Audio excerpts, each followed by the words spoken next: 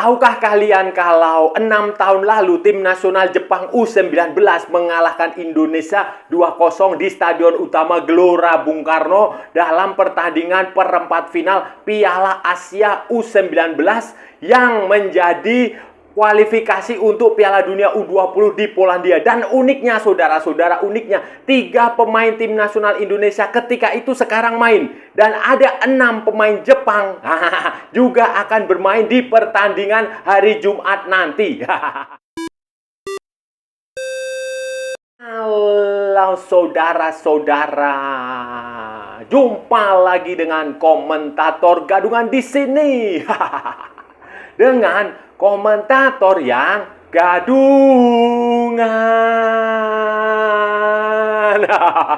Seperti biasa saudara-saudara, seperti biasa. Kalau kita sudah bertemu, pasti akan ada yang kita bicarakan.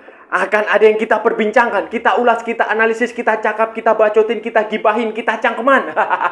Tentang sepak bola di seputaran Asia Tenggara, di negara-negara tetangga, negara-negara sahabat, negara-negara jiran, negara-negara serumpun. Indonesia, Malaysia, Thailand, Vietnam, Laos, Myanmar, Kamboja, Brunei Darussalam, Timor Leste, Singapura, Filipina, Australia, Wakanda, Konoha, negara api, negara angin, negara air, negara api, negara dongeng, dan sekitarnya. Semua akan kita bicarakan secara fair, secara jujur, secara adil, tanpa muatan politik, tanpa kebencian, tanpa provokasi. Tidak ada hoax, tidak ada hoax, tidak ada hoax. Semuanya hanya berdasarkan fakta dan bukan klaim semata. Saudara-saudara, baik yang sudah lama maupun yang terkini.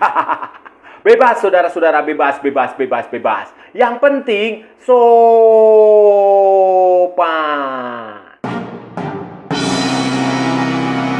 Begini saudara-saudara, jadi begini, pertandingan yang melibatkan Indonesia dengan Jepang tanggal 15 November 2024 di Stadion Utama Gelora Bung Karno pukul 19.30 apa 19.00 waktu Indonesia Barat itu akan menjadi pertandingan nostalgia bagi sejumlah pemain. Mungkin ada sekitar 9 pemain saudara-saudara. Ada 9 pemain dari Jepang maupun dari Indonesia yang akan bernostalgia karena 6 tahun lalu pemain-pemain ini juga bertemu saudara-saudara. Bertemu pada ajang yang berbeda tentu saja. Jadi pada 28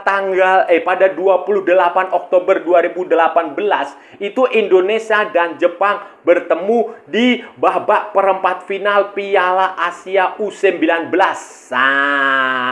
Piala Asia U19 waktu itu tahun 2018 adalah ajang untuk kualifikasi ke Piala Dunia 2020 tahun 2019 di Polandia. Di Polandia 2021-nya di Indonesia batal karena COVID. itu saudara-saudara. Dan Indonesia pada waktu itu mencapai ke babak 8 besar ke perempat final itu setelah menjadi runner up di grup A saudara-saudara. Indonesia menjadi runner up di grup A setelah mengoleksi 2 kemenangan dan 1 kekalahan. Poinnya sama dengan Qatar yang menjadi juara grup dan Uni Emirat Arab yang menempati peringkat ketiga. Itu sama-sama poin 6, tetapi selisih golnya saja. Qatar itu selisih gol yang head to head, selisih gol head to head yang melibatkan 3 klub itu saudara, 3 tim itu saudara-saudara.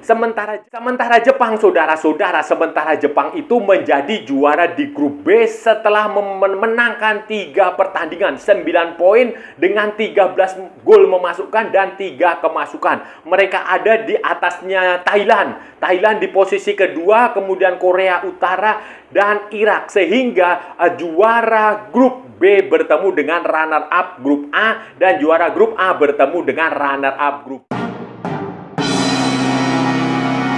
Jepang dan Indonesia ketika itu saudara-saudara tanggal 28 Oktober 2018 di Stadion Utama Gelora Bung Karno di depan sekitar 60.000 penonton saudara-saudara. Di depan sekitar 60.000 penonton dan dipimpin wasit asal Iran, Muhammad Bodiadifar. Bodiadifar itu wasitnya. Dan waktu itu saudara-saudara, Jepang menang 2-0 melewat gol yang namanya Shunki Higashi dan Miyashiro. Taisi Miyashiro mencetak gol di menit ke-40 dan menit ke-70.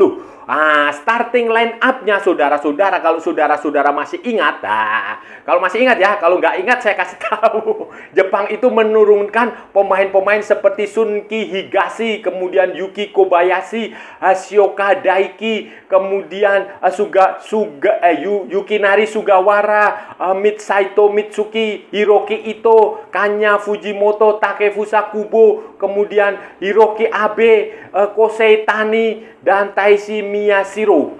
Itu starting line up-nya Jepang. Sementara starting line up-nya Indonesia itu terdiri dari Muhammad Riyandi, kemudian Kadek Raditya Maheswara, Asnawi Mangkualam, kemudian Lutfi Kamal, kemudian Witan Sulaiman Firsa Andika, Rahmat Irianto, Sadir Ramdhani, Syahrial Abimanyu, Indra Mustafa, dan Hanis Sagara Putra. Sementara Egy Maulana Fikri itu duduk manis di bangku cadangan. Pelatih Indonesia, saudara-saudara, timnas U19 Indonesia waktu itu seperti biasa adalah Indra Syafri.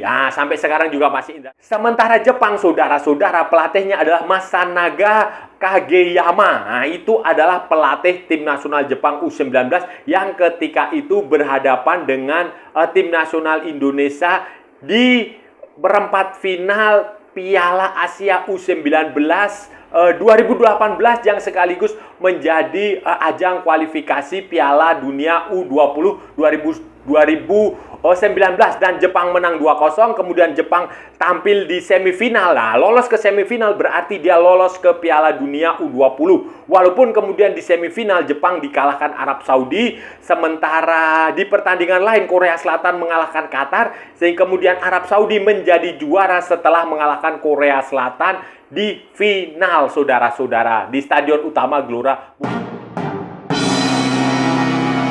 Menarik adalah ada pemain-pemain yang ketika itu bermain sekarang juga akan tampil lagi di pertandingan nanti. Di pertandingan hari Jumat itu nanti akan tampil lagi. Misalnya si Riyandi. Riyandi akan kembali bermain.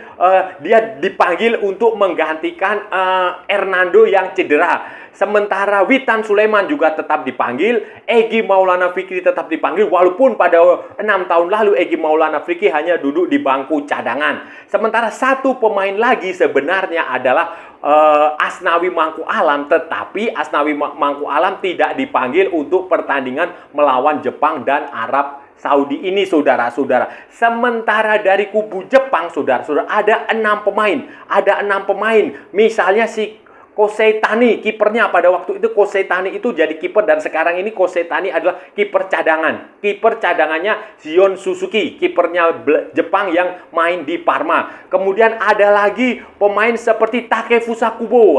Takefusa Kubo yang main di Real Sociedad. Kemudian ada lagi Daiki Hashioka, pemain dari Luton Town. Kemudian Yuki Sugawara dari Southampton. Kemudian Ayuma Seko dari Grasshopper Zurich. Kemudian ada Keisuke Osako dari Sunfresh Hiroshima. Jadi itu saudara-saudara, itu adalah pemain-pemain sekitar 9 pemain yang waktu itu terlibat dalam pertandingan antara Jepang dan Indonesia. Indonesia di Piala Asia U19 2018, ya bedanya adalah pemain-pemain Jepang yang waktu itu tampil di Piala Asia itu mayoritas kemudian abroad ke luar negeri, ke liga-liga yang cukup kompetitif, La Liga, Premier League, kemudian liga di Swiss. Sementara Indonesia hanya Asnawi yang kemudian abroad. Witan dan Egy sempat abroad, walaupun hanya sebentar, kemudian balik lagi main di Liga Indonesia.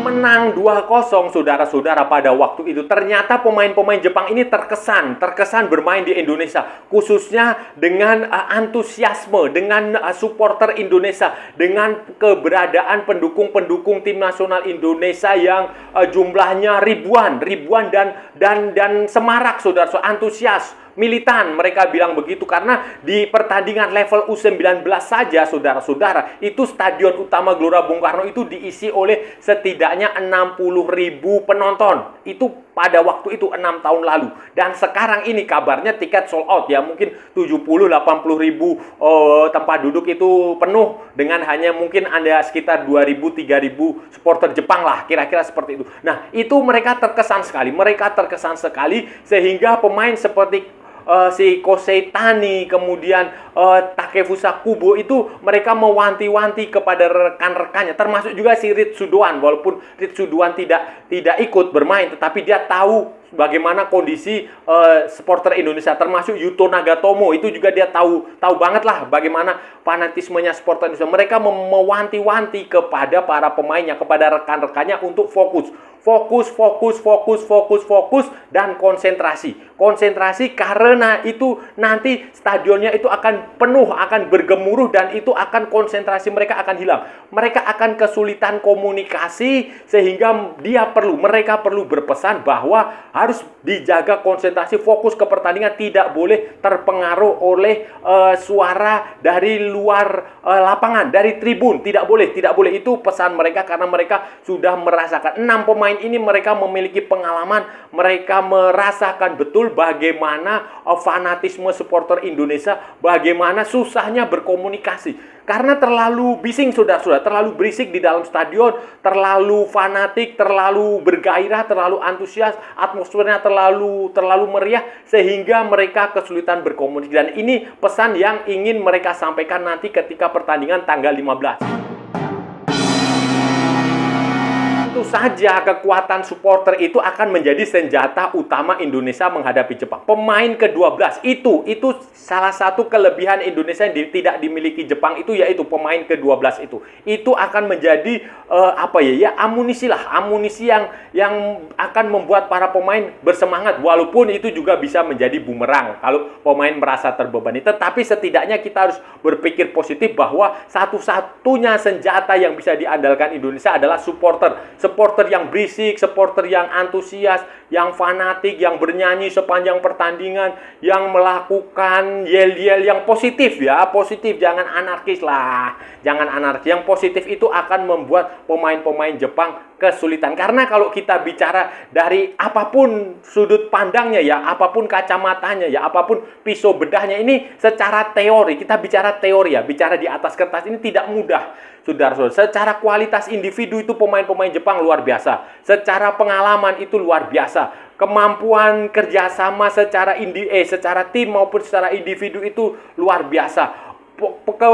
Pendidikan mereka, pengalaman mereka, kemudian skill individualnya, kemudian pemahaman taktik, pemahaman strategi itu mereka luar biasa. Piala Asia itu kita pernah dikalahkan oleh Jepang, itu menjadi bukti. Walaupun itu nanti sekarang ini sudah beda lagi karena kita sudah punya tambahan beberapa pemain keturunan, beberapa pemain abroad yang cukup bagus seperti Kevin Dick, Mads Hilger, kemudian ada Jay Itzes masih ada di sini. Jadi ini kekuatan yang harus dimanfaatkan Indonesia, selain tentu saja harus berusaha untuk berjuang dari segi taktik dan strategi ya. Menurut saya sih defensif saja, kita nggak usah mengambil inisiatif serangan, nggak usah, saudara-saudara, santai saja bermain di lini pertahanan kita, bermain disiplin, mencari celah, mencari kesempatan ketika Jepang melakukan kesalahan, baru melakukan serangan balik, baru melakukan counter attack cepat, kemudian menunggu, jangan melakukan istilah. Dan kalau bisa gunakan serangan balik, ya latihanlah, berlatih melakukan serangan balik yang cepat, cepat, efektif, dan efisien. Itu yang penting, karena sebenarnya Indonesia punya kemampuan untuk melakukan itu. Kita punya pemain-pemain seperti Rafael Strike, kemudian Egy Maulana Fikri, Witan Sulaiman, itu pemain-pemain cepat yang bisa berguna ketika melakukan serangan balik. Masalahnya kan kadang efektivitasnya, penyelesaian akhirnya itu buruk. Nah, itu yang harus coba dicarikan solusi dengan materi yang ada. Kalau kita mencoba mengambil inisiatif serangan, kita akan kalah, saudara-saudara, akan kalah di semua sektor, kita akan kalah. Mungkin yang paling kuat kita hanya di belakang saja.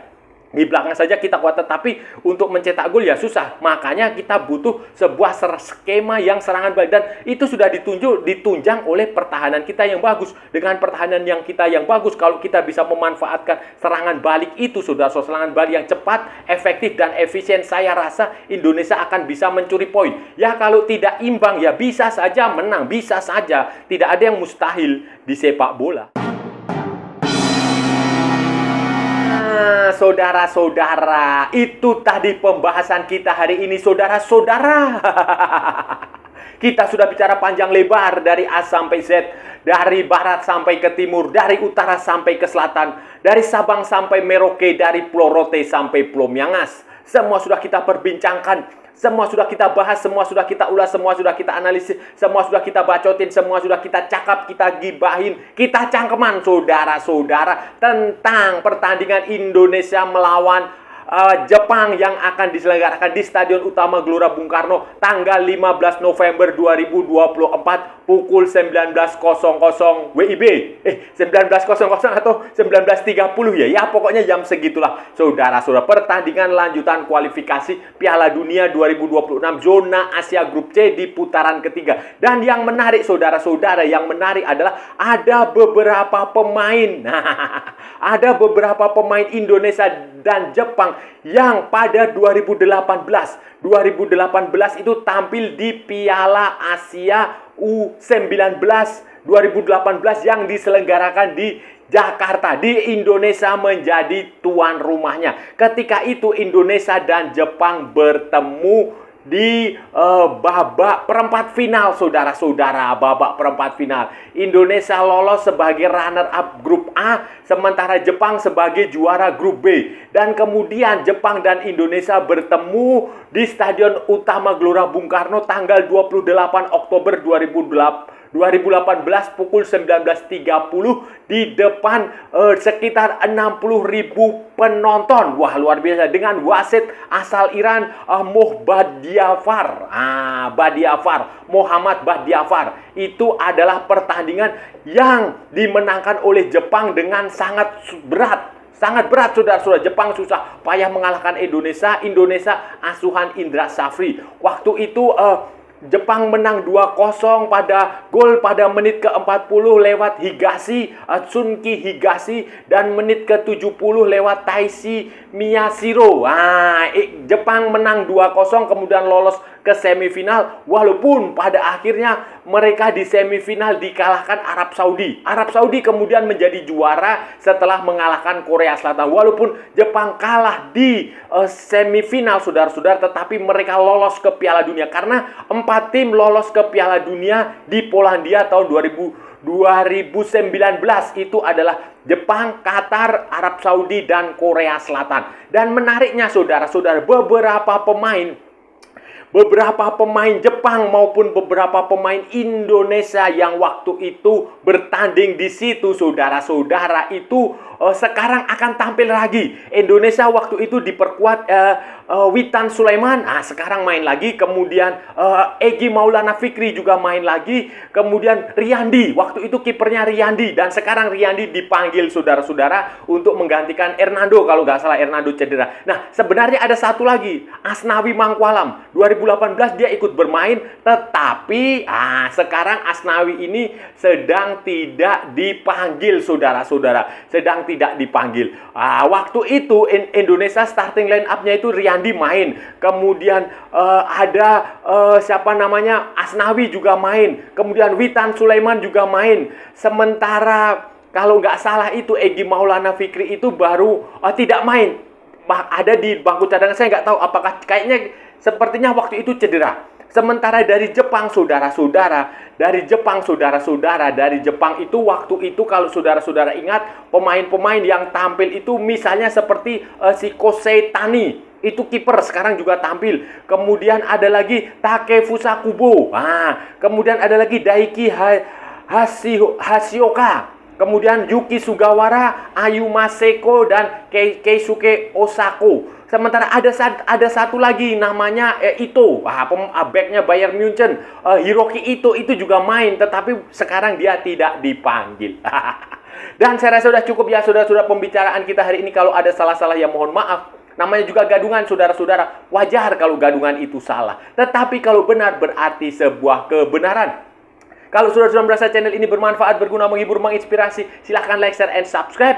Tapi kalau tidak, saudara-saudara abaikan saja. Skip, jangan ditonton dan jangan menyampah di sini. Ikuti juga akun media sosial komentator gadungan ada di Instagram, ada di Facebook, dan ada di TikTok yang bukan TikTok Shop, saudara-saudara. Oke, sampai bertemu lagi di edisi-edisi berikutnya dengan tema-tema yang jauh lebih tidak bermanfaat, dengan tema-tema yang jauh lebih tidak berguna, dengan tema-tema yang jauh lebih membagongkan. Salam olahraga dan merdeka!